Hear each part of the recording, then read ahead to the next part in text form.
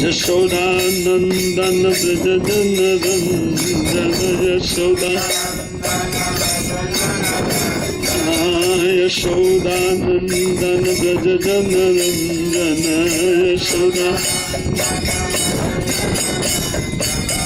यमुना तीरवनचारि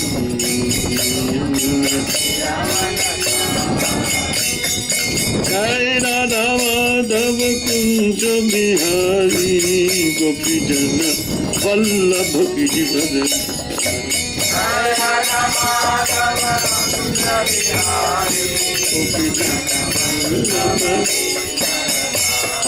जय राधा माधव कुंज बिहारी गोपी जन वल्लभ गिरिवर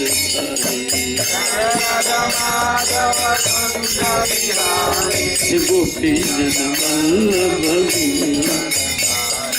जय राधा माधव कुंज बिहारी गोपी जन वल्लभ गिरिवर जय राधा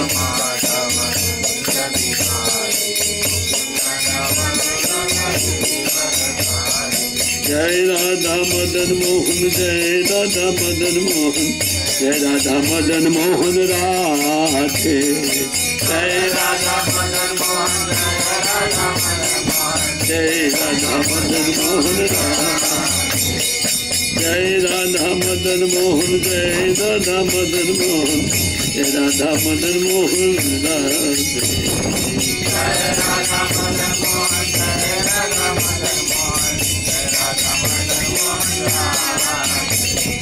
गौर निताय जय गौर निताय गौर निताय जय गौर निताय गौर निताय जय गौर निताय गौर निताय जय गौर जय प्रभुपाद जय प्रभुपाद जय प्रभुपाद जय श्रील प्रभुपाद जय प्रभुपाद प्रभुपाद जय श्रील प्रभुपाद जय प्रभुपाद जय प्रभुपाद प्रभुपाद जय प्रभुपाद जय श्रील प्रभुपाद जय प्रभुपाद जय प्रभुपाद प्रभुपाद प्रभुपाद प्रभुपाद जय जय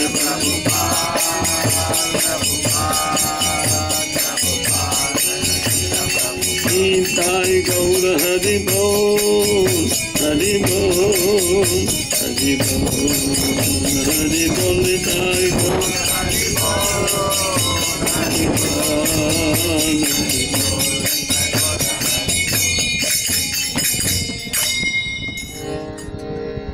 जय नित्य लीला विष्णु विष्णुपाद परमहंस परिव्राजकाचार्य डिवाइन दिसुद्धर सदस्य श्रीमद भजनाथ बिंद भक्ति वेदांत स्वामी श्रील प्रभुपाद महाराज की जय अनंत कोटि वैष्णव वृंद की जय ग्रंथराज श्रीमद भागवतम की जय निताय गौर हरि ब्रह्मानंदे ओम नमो भगवते वासुदेवाय ओम नमो भगवते वासुदेवाय ओम नमो भगवते वासुदेवाय ओम नमो भगवते वासुदेवाय ओम नमो भगवते वासुदेवाय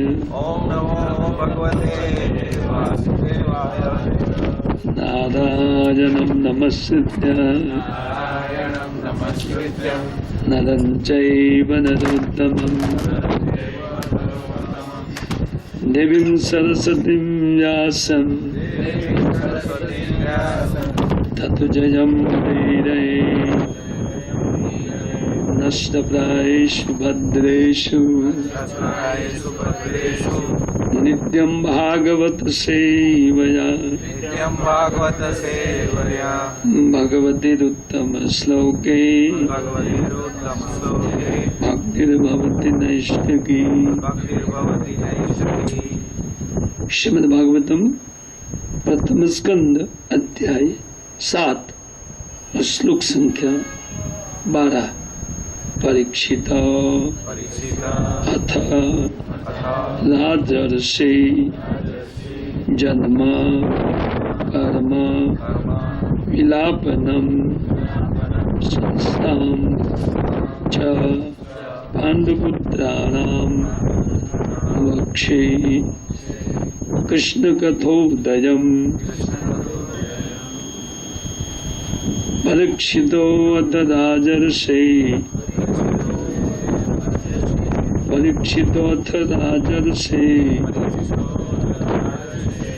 जन्म कर्म विलापनम संस्थां च पांडुपुत्राणाम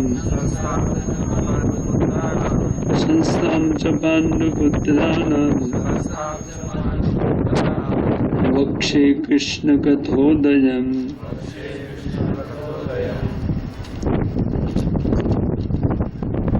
परीक्षित महाराज परीक्षित का अथ अभी राजर्षि उन राजर्षि का जन्म कर्म कार्य विलापनम मोक्ष संस्थान स्वर्ग को च भी पांडुपुत्राणाम पांडवों के पुत्रों का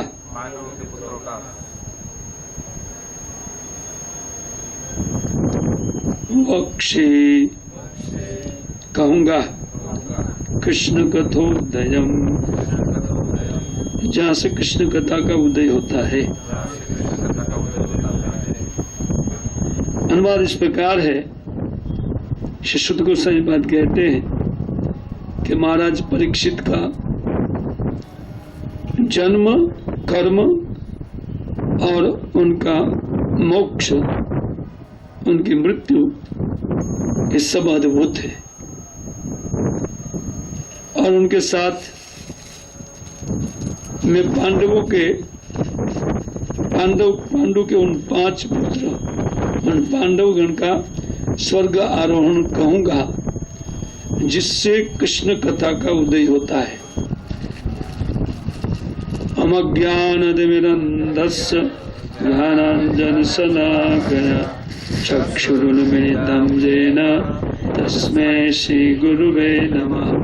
श्री चैतन्यमनोभीष्टं स्थापितं येन भूतले सोऽयं रूपकदा मह्यं ददाति स्वपदान्तिकं।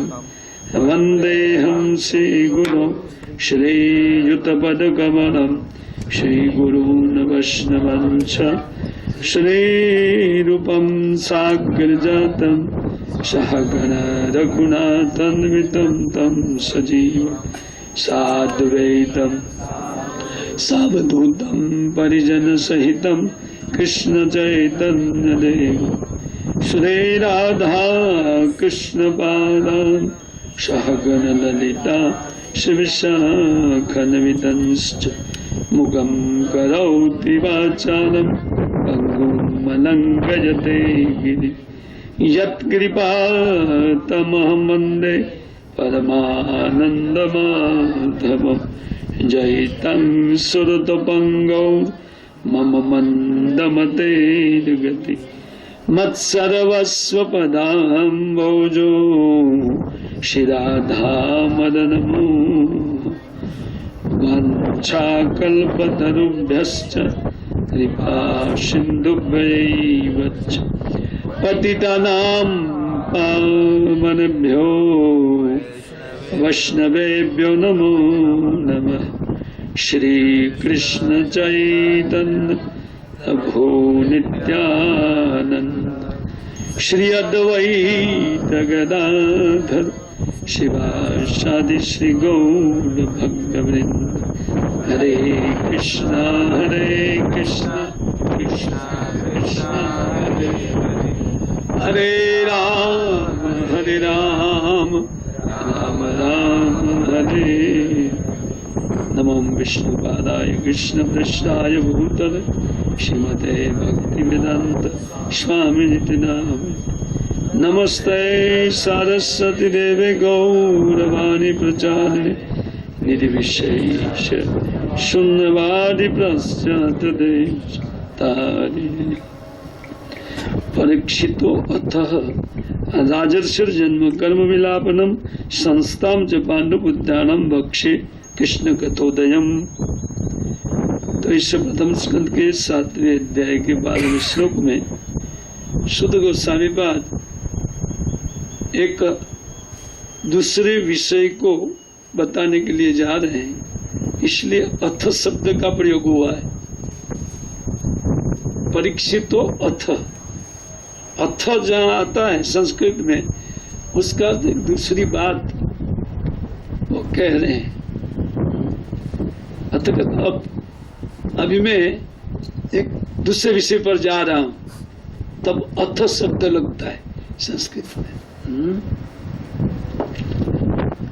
तो वो क्या दूसरी बात है? दूसरी बात नहीं है, एक दूसरी कथा को कहने जा रहे। एक कथा बता दिया जो उन सनकादिक ऋषि मुनियों का प्रश्न था कि सुखदेव गोस्वामी पाद आत्माराम और सर्वत्र जिनका पदार्थ में बुद्धि ही नहीं था, भोग में थोड़ा सा भी बुद्धि नहीं था, तो उन्होंने इन संहिता का पाठ क्यों किया? इसके उत्तर में शुद्ध गोस्वामी पाद ने बताया कि बड़े बड़े आत्माराम मुनिगण का भी चित्त भगवान के गुणों से हरण कर लिया जाता है, उसमें उनका दोष नहीं है। भगवान की गुणावली इतनी महान है कि उन निर्धन था जिनकी हृदय गांठ अहंकार की गांठ छिन्न भिन्न हो गई है, ऐसे अपने आत्मा में रमण करने वाले आत्माराम मुनिगण को भी भगवान के गुण आकर्षित कर लेते हैं। तो इस प्रकार कुल मिलाकर के हम लोग पहले दिन से अभी तक जो पाठ किए उनको पुनः एक बार याद कर लेना चाहिए। जैसे हमने शुरुआत किया था इन 7वें अध्याय से, उन 7वें अध्याय में नैमिषारण्य के ऋषियों ने शुद्ध गोस्वामी पाद को पूछा था कि नारद जी के जाने के बाद वेदव्यास महाराज ने क्या किया। तो उनके उत्तर में कहते हैं उन्होंने उनके जाने के बाद समाधि अवस्था में पूर्ण पुरुष भगवान श्री कृष्ण को देखा, उनके आश्रय में रहने वाली माया को देखा और उन माया के मोह में भ्रमित चित्त जीव को भी देखा, और ये भी देखा कि भगवान की भक्ति ही एकमात्र इन रोगमय अवस्था से जीव को उद्धार करा सकती है। और ऐसा समझते हुए उन्होंने श्रीमद् भागवतम का रचना किया, और ये वेदव्यास महाराज के आखिरी कृति है। उनके बाद वेदव्यास महाराज ने कुछ नहीं लिखा, चुप, उनकी लेखनी चुप हो गई। इतने बड़े आचार्य और भगवान के अवतार लिखना बंद कर दिया। क्यों? क्योंकि और क्या लिखेंगे, सर्वोच्च वस्तु का निरूपण दे दिया, अभी वो संतुष्ट हो गए, अब मुझे कुछ लिखना। जबकि भागवतम ग्रंथ नहीं लिखा था उस टाइम बहुत बहुत विषय पर उनकी लेखनी चालू थी, और बहुत कुछ दे करके भी उनका हृदय असंतुष्ट रहा।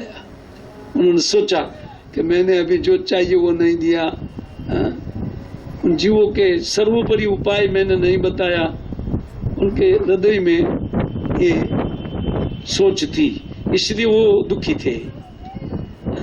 नारद जी मिलने के बाद उनको यही बात बताया कि आपने जीवों के उद्धार के लिए जो एकदम अमोघ अस्त्र है उन भक्ति को छोड़ दिया और इतर बातें जीव को बता दिया है।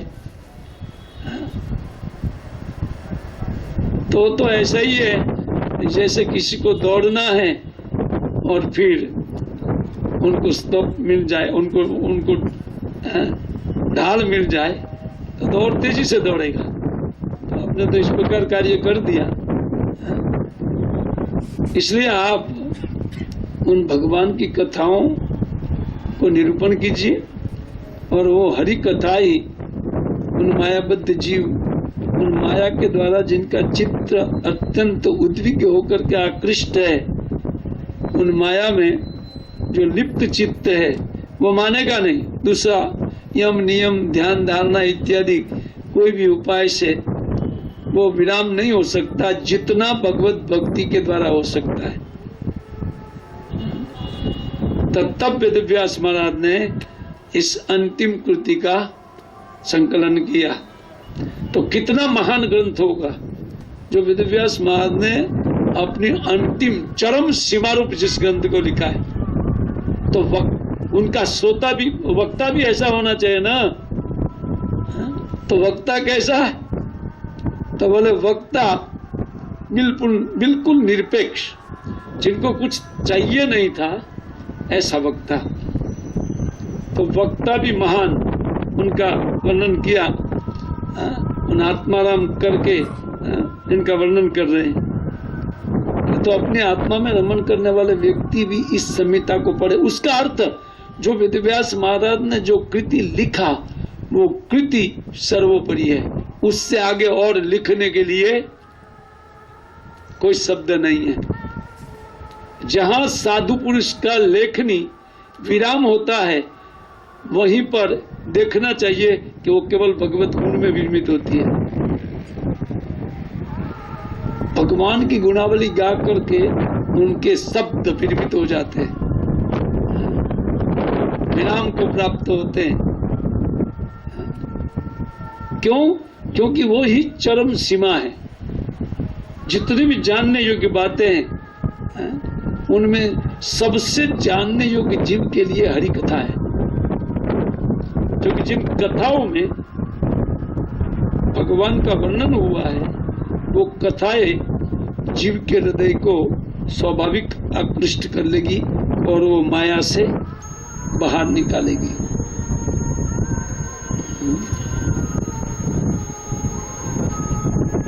अच्छा ठीक है। तो वक्ता भी निरपेक्ष उन्होंने खोजा। वस्तुतः जब तक किसी के पास निरपेक्ष वक्ता नहीं है तब तक श्रीमद् भागवतम समझ में नहीं आएगा। बहुत सारे वक्ता है, इसलिए कलयुग में तो हद कर दिया वक्ताओं का। भरमार लगी हुई है टेलीविजन में भी प्रवचन की। सब लोग ये सोच रहे हैं कि हम लोग ही सबसे बड़े वक्ता है। लेकिन श्रीमद् भागवतम के लिए कैसा वक्ता होना चाहिए, पद्म पुराण में कुछ बातें लिखी हुई है। आइए जरा पाठ कर लेते हैं और सुखदेव गोस्वामी पाद को मैच करते हैं, उनके बाद चलते हैं। श्रोता कैसा होना चाहिए, क्योंकि ये पुराण ऐसा है। समझिए वेदव्यास महाराज की अंतिम कृति है, सर्वोच्च कृति है, तो वो कितनी महान होगी।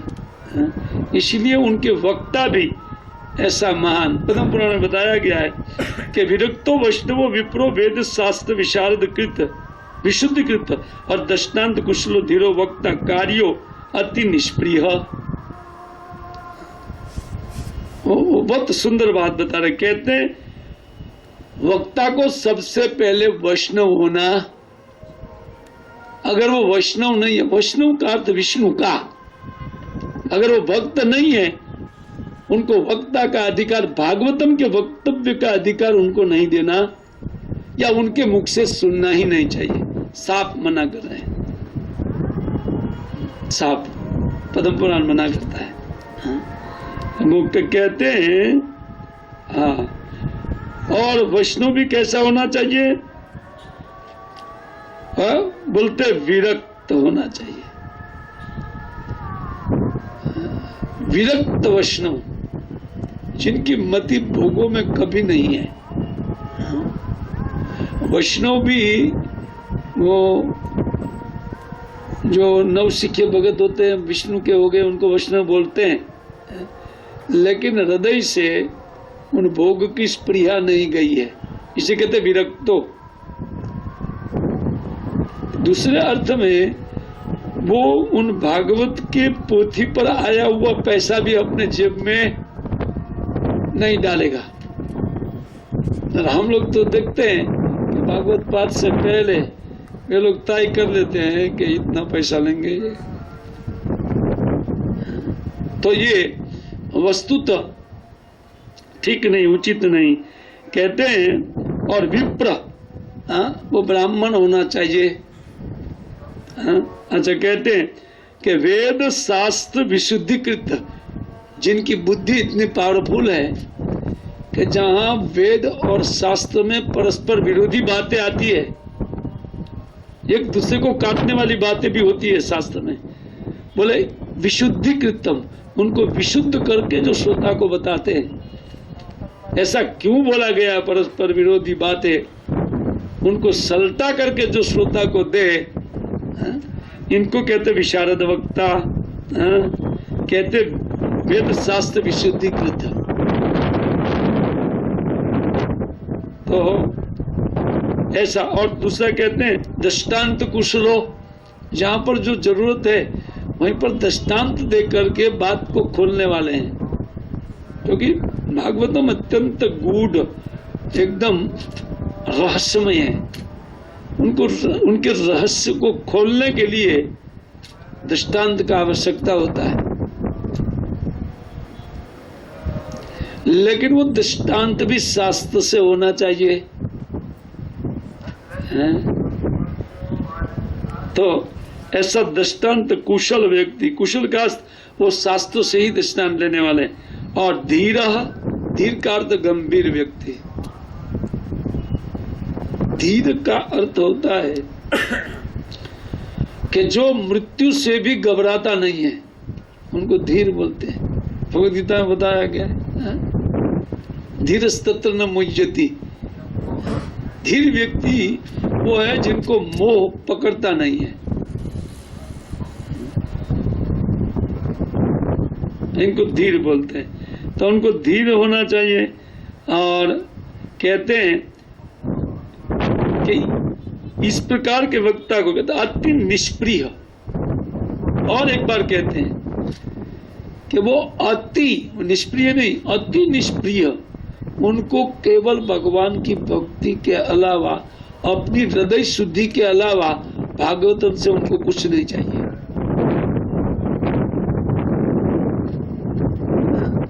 उसका अर्थ ये है न जन्म वो और न कवित्व, उनको कुछ नहीं चाहिए। बड़े विद्वान होने की वो फेर में नहीं रहते हैं, या भागवतम पाठ से मुझे बहुत बहुत शिष्य मिलेगा, उसके चक्कर में भी उनका बुद्धि नहीं रहता है। अति विरक्त। और उनके पास कोई फॉलोअर भी है तो उनसे भी उनका विरक्ति है, क्योंकि उनका रति कहाँ है? विरक्ति से विरुद्ध शब्द रति है, वो रति भगवान में है। ऐसे चैतन्य बोले न धनम न जन्म। जन्म का अर्थ ये है कि उनको कोई ख्यात होना है कि बहुत बड़े वक्ता है, उनके बहुत बड़े फॉलोअर, कितना इनका शिष्य समूह है, इसके चक्कर में वो नहीं। उनको कहते हैं अति विरक्त व्यक्ति। अच्छा, दूसरी ओर कहते हैं कि कैसे वक्ता नहीं करना चाहिए भागवतम के। कभी भी ऐसे वक्ता के पास भागवतम का पाठ नहीं कराना चाहिए। अनेक धर्म विभ्रांता, जिनका मति अनेक अनेक प्रकार के धर्मों में है। इससे ये धर्म अच्छा है, इससे ये धर्म अच्छा है। अनेक धर्म विभ्रांता, जो अनेक धर्म में मति वाले हैं वो कभी भी सनातनी मत को नहीं समझ सकते। अपने आप को सनातनी कहलाएगा, लेकिन सनातन वस्तु क्या है वो उनको पता नहीं। आप उन्होंने सनातन का व्याख्या कीजिए, मालूम नहीं है। सनातन का अर्थ जिनका आदि नहीं और जिनका अंत नहीं। वैसी तीन चीज है, भगवान, भक्त अर्थात जीव और भक्ति। भक्ति पद सनातन वस्तु है। जो अनेक प्रकार का धर्म कलयुग के कारण निकला हुआ है वो असनातन धर्म है। सनातन धर्म कहा जाता है भक्ति। तो ऐसा जो जिनका मति भ्रांत है तो उनको वक्ता के रूप में स्वीकार। और स्त्रैण जो स्त्रियों में जिनकी आसक्ति है, इस व्यक्ति को भी श्रीमद् भागवतम का वक्ता, बोलने में कितना भी पटु है, उनको भागवतम का पाठ नहीं करना चाहिए। अच्छा, तीसरी बात कहते हैं कि पाखंडवादी ना, पाखंड का अर्थ होता है कि जिनके हृदय में कुछ भिन्न वस्तु है और बाहर दूसरी वस्तु दिखाता है, उनको पाखंड बोलते हैं। या पाखंड धर्म में जिनका बुद्धि होता है, तो ऐसे वक्ता को कभी नहीं बिठाना चाहिए। और कहते हैं कि नहीं, सुख शास्त्र कथोच्चारे त्याज्यते यदि पंडिता। अगर वो पंडित भी है, विद्वान भी है, लेकिन ये दुर्गुण है, ऊपर जो 3 दुर्गुण बताए गए, 3-4 अगर उनमें है, तो पंडिता अपि त्याज्यम, उन पंडित व्यक्ति का भी त्याग करना चाहिए। उनके मुख से कथा श्रवण करने से कोई लाभ नहीं होगा, केवल समय का बर्बादी होगा, बल्कि उल्टा बुद्धि प्राप्त करेंगे। जिस बुद्धि दिलाने के लिए भागवतम है, वो बुद्धि उनको मिलेगी नहीं, उनको उल्टा बुद्धि मिलेगा, वो भक्त नहीं बनेगा। इसका अर्थ ये है। तो सुखदेव गोस्वामी पाद आत्माराम थे, उनको कुछ नहीं चाहिए। इतने महान वक्ता, सर्वत्र निरपेक्ष, सभी पदार्थ में उनकी उपेक्षा थी। उनकी बुद्धि पदार्थ को ग्रहण ही नहीं कर पा रही थी। उसका अर्थ नितांत दिव्य चिन्मय वस्तु को ग्रहण करने वाली बुद्धि थी। ब्रह्मभूत अवस्था उनके पास थी। और घनीभूत ब्रह्म के रूप में भगवान श्री कृष्ण की कथा उनके हृदय में जितना गहराई से उतरेगा, उतना किसी के हृदय में नहीं उतरेगा। क्यों? क्योंकि वो उपयुक्त भूमि है। भूमि जब जोता हुआ होता है, उसमें बीज डालने मात्र से वो तुरंत वो बीज उग निकलेगा। और जिनको जोता नहीं है, बहुत खरपतवार जिनमें लगा हुआ, उनमें बीज कोई डाल देता है, जो मूर्ख कृषक है उसमें बीज डालेगा, वो पनपेगा नहीं। तो श्री सुखदेव गोस्वामी पाद वो एक महान वक्ता के रूप में है। अच्छा, उनका श्रोता कौन है? बोले वो भी महान है। इसलिए कह रहे अथ परीक्षितो। पहले भागवतम संहिता का सर्वोत्कृष्टता बताया कि नारद जी के मिलने के बाद अपनी अंतिम कृति के रूप में श्रीमद् भागवतम, उसका अर्थ वो कितना महान ग्रंथ होगा। फिर उनका वक्ता, उनकी कितनी महानता है, और फिर उनका श्रोता। उन श्रोता की बात कहने जा रहे हैं। तो कहते क्या था? परीक्षित जन्म कर्म विलापनम संस्थाम च पांडुपुत्राणाम। मैं तुमको ये वर्णन करूंगा अभी। परीक्षित महाराज का वर्णन करूंगा, जिनका जन्म, जिनका कर्म और जिनका मोक्ष, ये तीनों अद्वितीय है। ऐसा कभी सुना नहीं गया कि मरे हुए बच्चे ने जन्म लिया, लेकिन ये मर करके माता के उदर से